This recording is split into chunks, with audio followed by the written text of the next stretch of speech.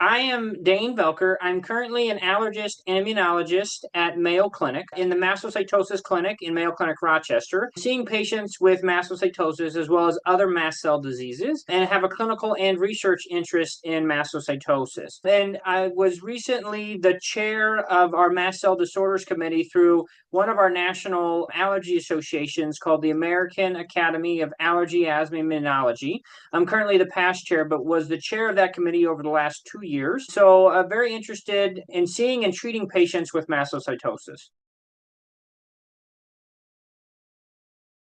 Ptosis means excess. So we have excess mast cells. And what a mast cell is an immune cell. It is an immune cell that can help fight certain infections, but really the main job of the mast cell is involvement in allergic processes. So that's going to be in different allergies, like food allergy or hay fever or anaphylaxis, severe allergic reactions. That's when the mast cell is involved. So in those processes, the mast cell gets activated and it can release certain products that then trigger allergic inflammation in the body. So what happens in mastocytosis is there actually is a clonal proliferation in the mast cell. So one of the mast cells has usually an abnormal mutation, and in one of the parts of the mast cell, in the KIT gene, it's a receptor on the mast cell, so it's present on the mast cell surface. That gets mutated, so then the mast cell proliferates more, and so there's increased numbers of the mast cell. And the mast cell is derived from the bone marrow, but it's present in all tissues in the body.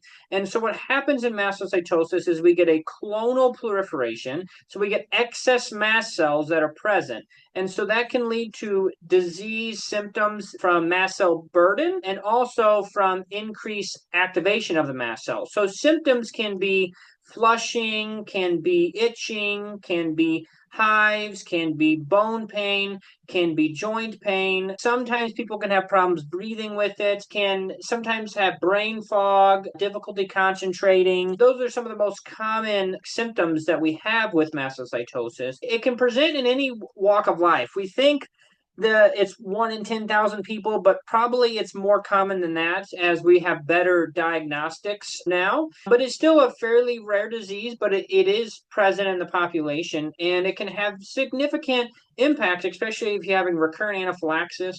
One thing I did not mention earlier with the symptoms is sometimes people can have, I did mention bone pain, but they can have bone fractures and osteoporosis from mastocytosis. So it really affects the whole body, and usually presentation is typically, it can be in pediatric population, so less than 18, but typically those patients outgrow it, but we see it in adults anywhere from 20 to 40, even later than that. We know that mastocytosis can present at any time in life. And sometimes it initially presents as like skin findings. Then we look for others and can find the more symptomatic symptoms with it, like affecting more than the skin. So it really can affect all ages of life. And so it is an important disease that can oftentimes be missed, especially for people who have severe allergic reactions. Sometimes people don't think about mastocytosis, but that could be why they're getting such severe allergic reactions. And so it is a very important disease to recognize because we have some emerging therapies that are quite effective for it. When we think about mastocytosis, there are different levels of mastocytosis. There's just pure cutaneous mastocytosis, which means it's only affecting the skin and not anywhere else. And for treatment of that, it is going to be mostly topical therapies located at the skin. However, when it affects other organ systems outside of the skin, we diagnose that with usually a bone marrow biopsy. And once that is diagnosed, there's two different kind of avenues of treatment. There is what we call symptomatic therapy and targeted therapy.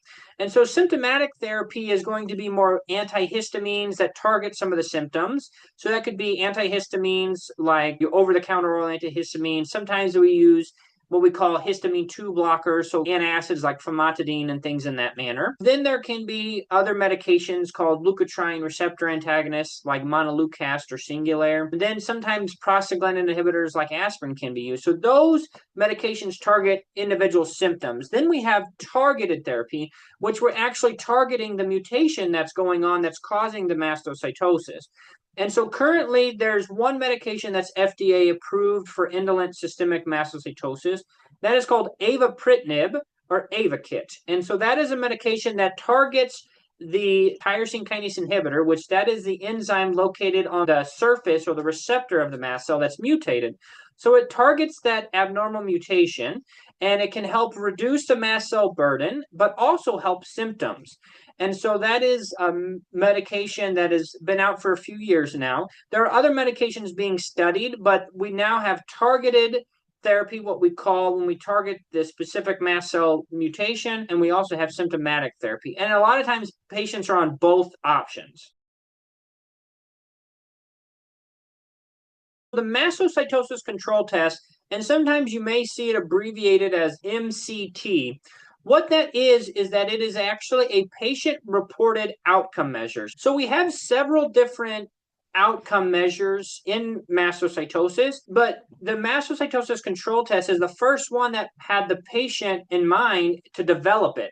So they did patient interviews, they did questionnaires to talk to the patients to figure out what symptoms were affecting them, and then they were able to address those with this control test. So that mastocytosis control test talks about the common symptoms. So it talks about skin symptoms, redness, itching, swelling, flushing. I didn't mention abdominal symptoms, but abdominal symptoms are a very common presentation of mastocytosis as well.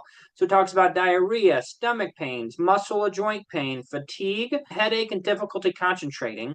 And so it talks about those symptoms, and then it talks about what about the symptoms? Are they unpredictable? Are they making you sad or frustrated? How often are they affecting your daily life? Do you think your symptoms are controlled? So it's really unique in that it was developed for patients, basically by the patients, by asking them questionnaires and developing it specifically on what the patients had to say. It's important because sometimes we, as clinicians, and even as patients, sometimes forget how burdensome the disease mastocytosis may be for them. And so this questionnaire really hones in on the common symptoms that patients report with it, and it addresses those and asks them, how their symptoms are doing for that. So it gives not only the patient perspective of how their disease is doing, but also the provider's perspective. And we're able to, for example, say we're having more skin problems. Maybe we do different therapies for that than if they're having more gastrointestinal symptoms. So it helps the patient recognize where their disease state is at that point. And I like to do it serially, meaning every time I see the patients, kind of see where their symptoms are at that day. So it gives me a snapshot of how their symptoms are doing over the last 2 weeks. So I can really tell how patients are being controlled. As a provider, it helps direct therapy of what else we should do. Or is their disease state controlled? Or if not, should we add on other therapy? It is currently online available, but most of the time, I will print this out for patients and have them fill out during the office visit. I can also send it sometimes the form to them beforehand, and then I can review it before the visit.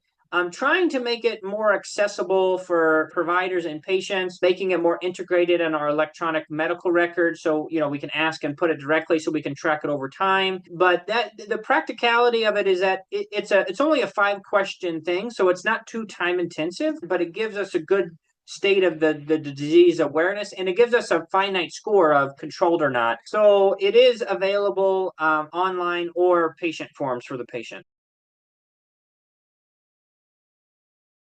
For the frontline people who are seeing patients with mastocytosis, say before they refer them or after they're referred to a specialty center that manages it, it allows for kind of, I would say, a concise and quick symptom score to tell them how the patient's mastocytosis symptoms are over the last 2 weeks. So it really gives us a 5-question kind of finite, quick questionnaire to figure out if their symptoms are controlled or not. And so that's why I like it, because some of these questionnaires are, a lot of questions. It takes a lot of time to figure it out. This is very quick. It was developed by the patient for patients, so we know that it can really give us some insight of what the patient is feeling with mastocytosis to better treat those patients. In summary, so for the frontline practitioner, it gives us a concise clinical tool to assess patients' disease symptom severity over the last 2 weeks to then better help provide the best clinical care for these patients.